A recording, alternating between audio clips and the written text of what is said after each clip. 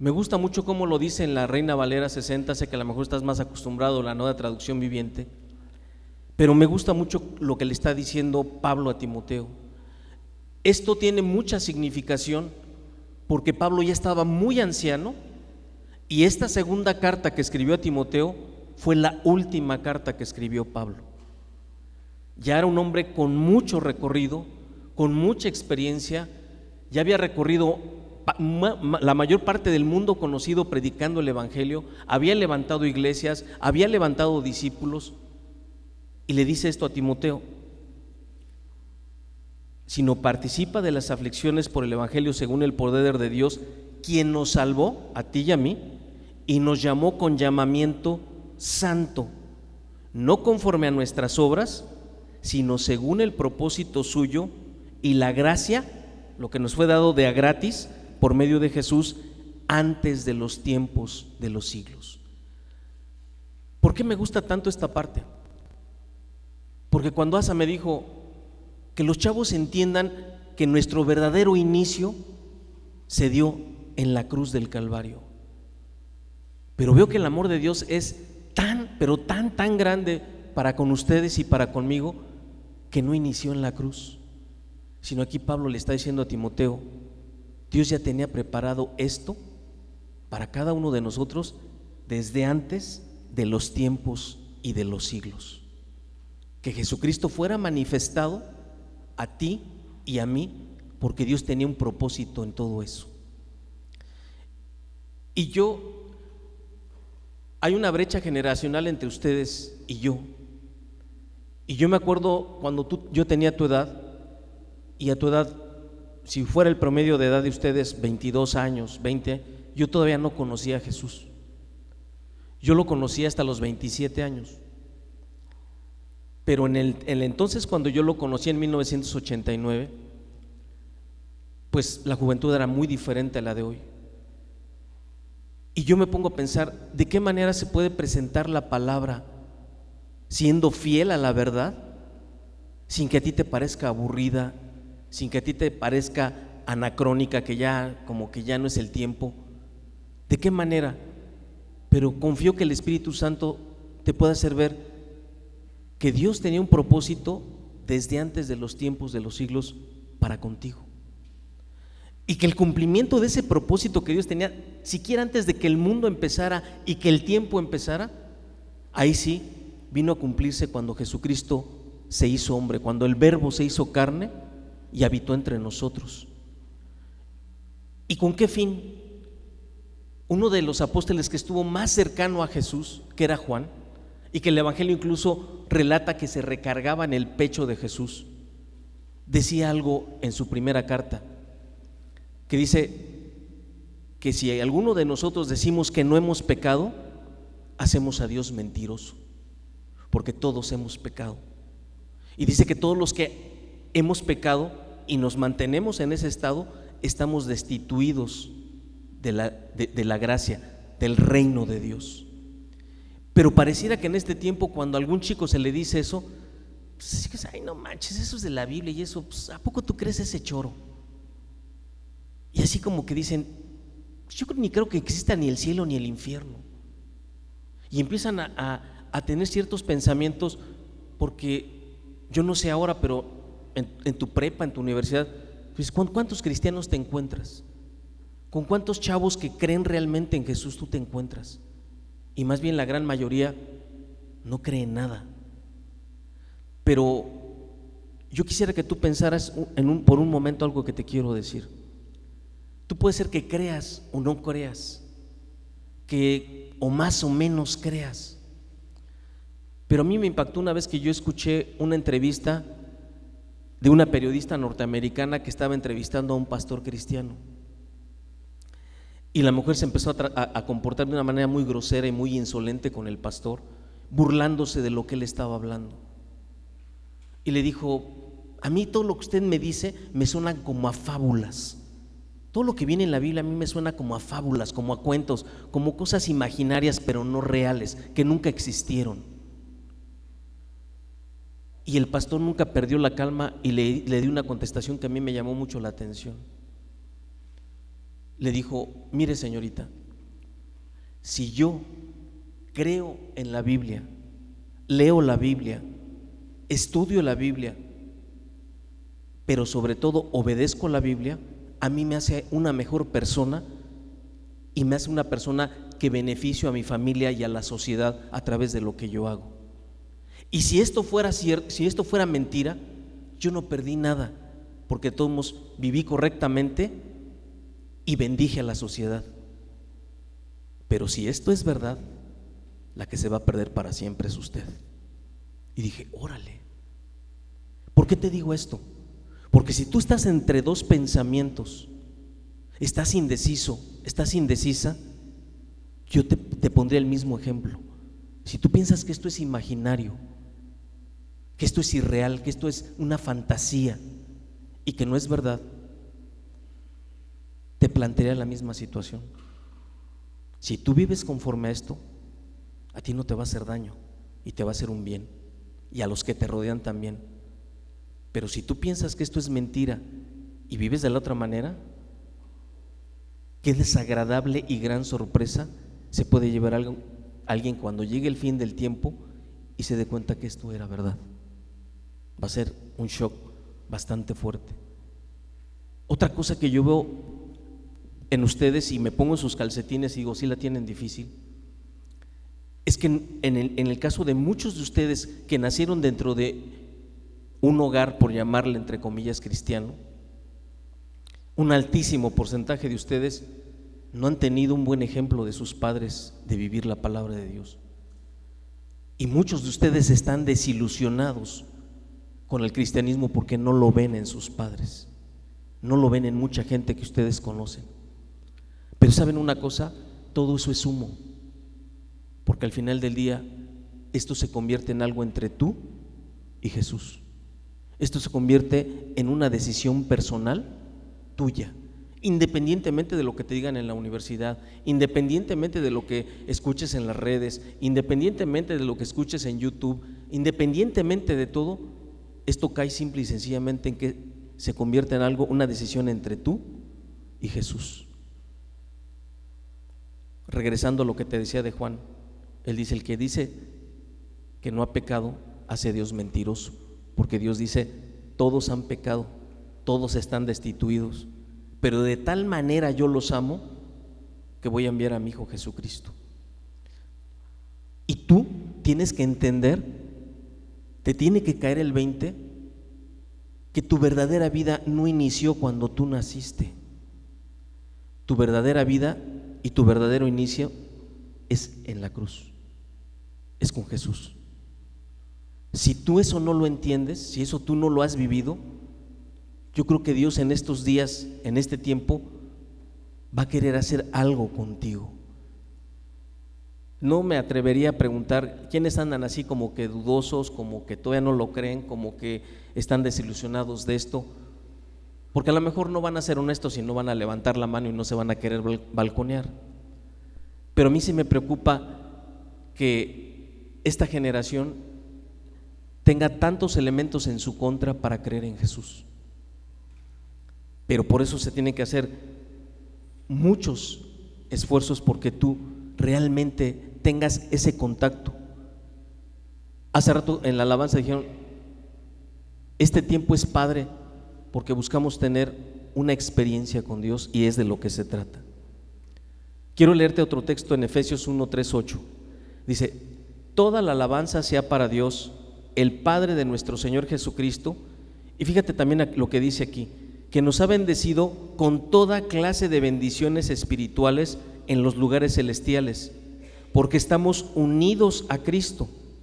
Incluso antes de haber hecho el mundo, Dios nos amó y nos eligió en Cristo para que seamos santos e intachables a sus ojos. Dios decidió de antemano adoptarnos como miembros de su familia al acercarnos a sí mismo por medio de Jesucristo. Eso es precisamente lo que Él quería hacer, y le dio gran gusto hacerlo, de manera que alabamos a Dios por la abundante gracia que derramó sobre nosotros, los que pertenecemos a su Hijo amado. Dios es tan rico en gracia y bondad que compró nuestra libertad con la sangre de su Hijo y perdonó nuestros pecados. Él desbordó su bondad sobre nosotros junto con toda la sabiduría y el entendimiento. Me gusta en este caso mucho cómo lo dice la Nueva Traducción Viviente, porque habla de eso. Eso es precisamente lo que Él quería hacer y le dio gran gusto hacerlo, de manera que alabamos a Dios por la abundante gracia que derramó sobre nosotros los que pertenecemos a su Hijo.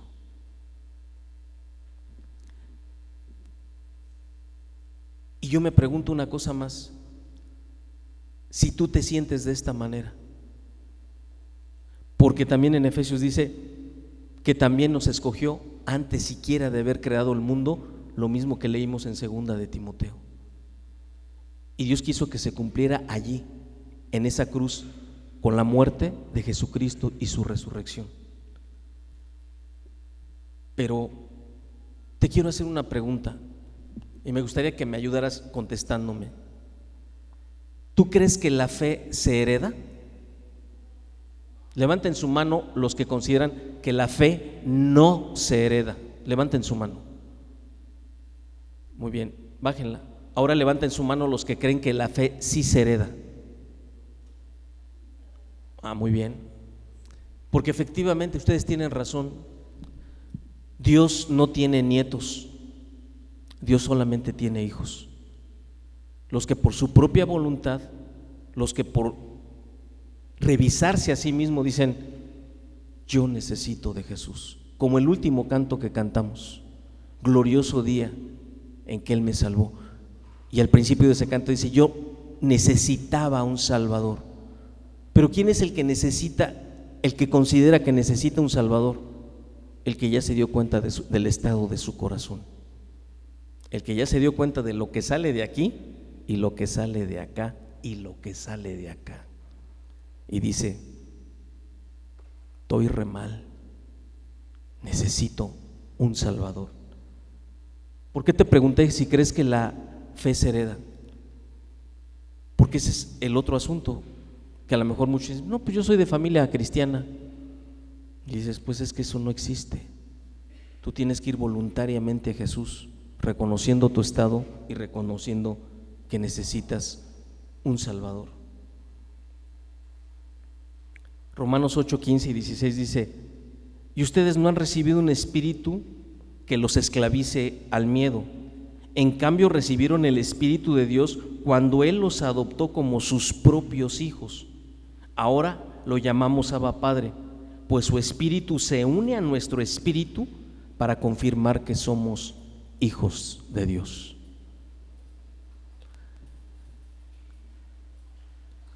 Dios nos llamó para muchas cosas. Una de ellas es para que tú y yo lo conociéramos. A mí me llama mucho la atención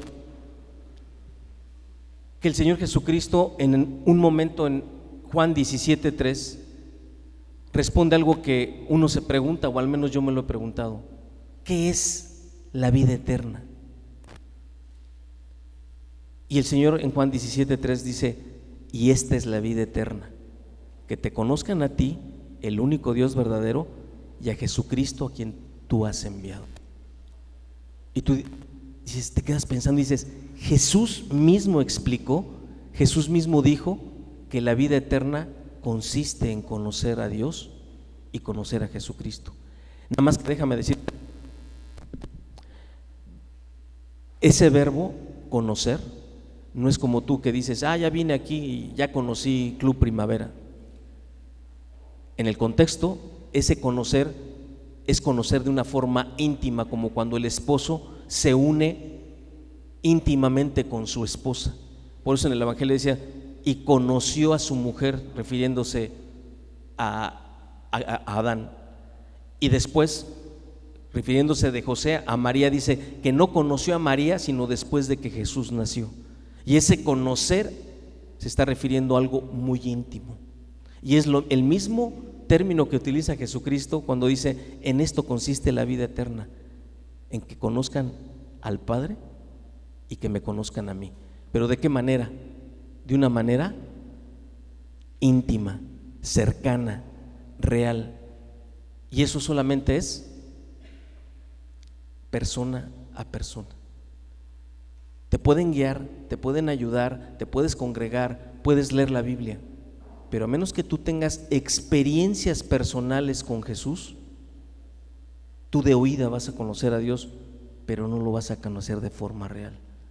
Y tu inicio en la cruz es cuando vas a Jesús, pero con la intención de conocer realmente a Jesús.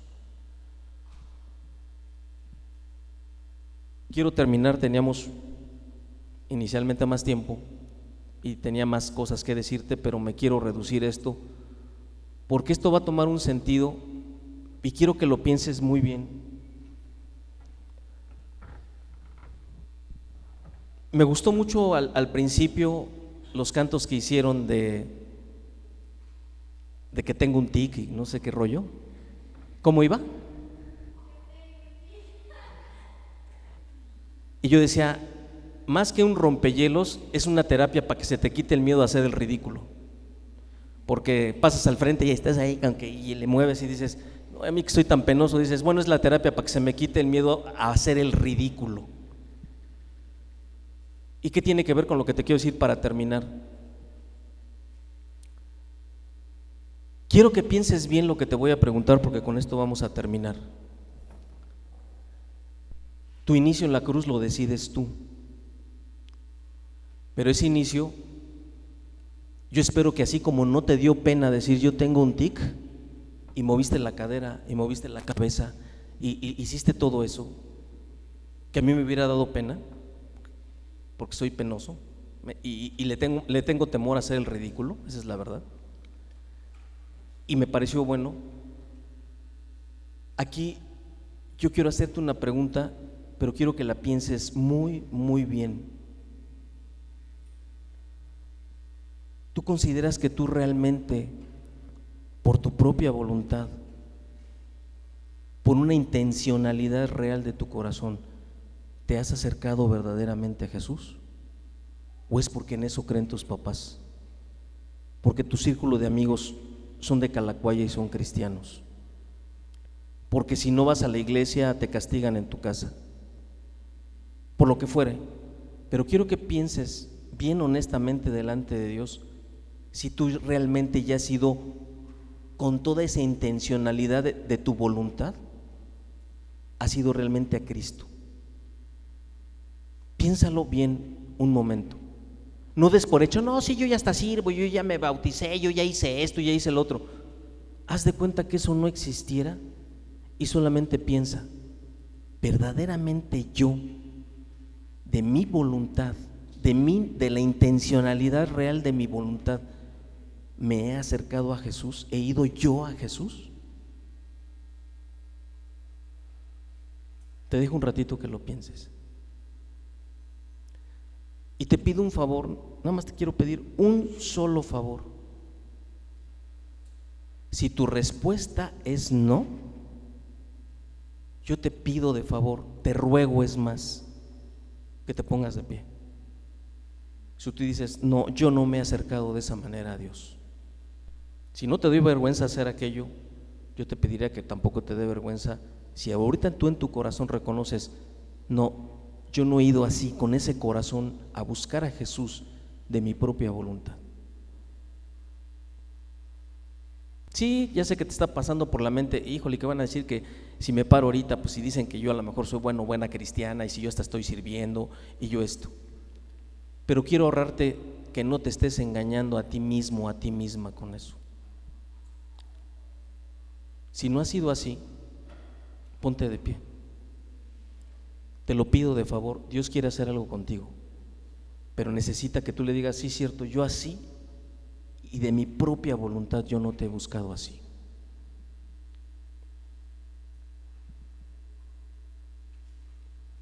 No importa de quién seas hijo, de quién seas hija, no importa quién sean tus amigos, no importa cuánto tiempo tengas de ir a la iglesia.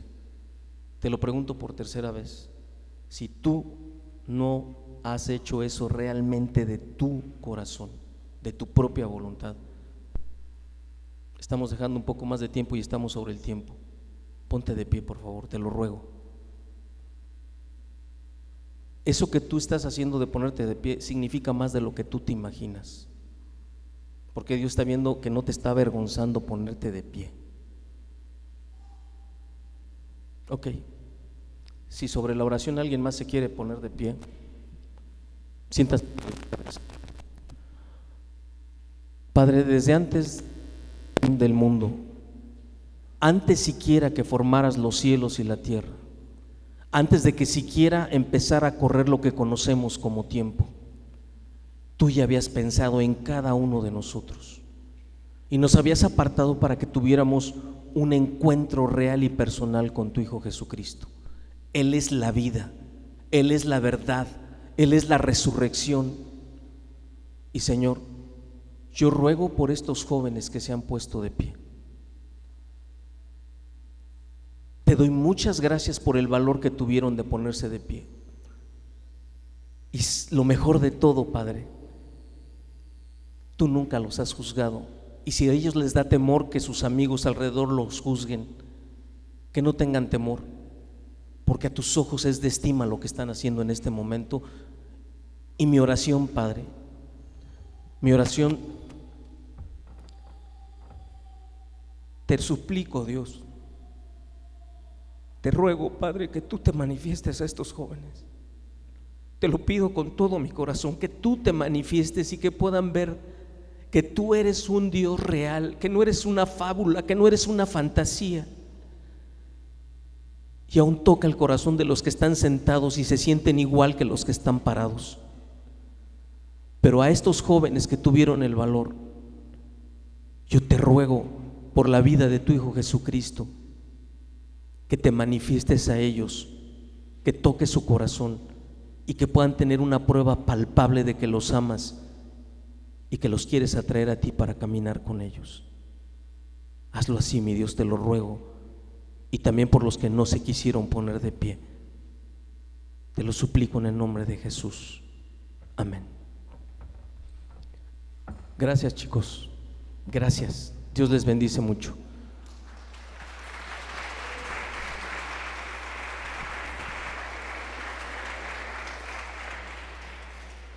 Esto va empezando apenas. Dios tiene mucho para ustedes, chicos. Ahora, pues nada más les pido que se pongan de pie. Y si no me dicen alguna otra cosa, hay que desplazarnos al comedor para la hora de la comida. Que Dios les bendiga. Chavos, antes de que se vayan, sé que muchos de ustedes ya están como muy molestos por la ropa, quieren ponerse desodorante. Tienen 5 minutos nada más para pasar a sus habitaciones, cambiarse. Por favor, responsables, 5 minutos nada más. Gracias, nos vemos en el comedor.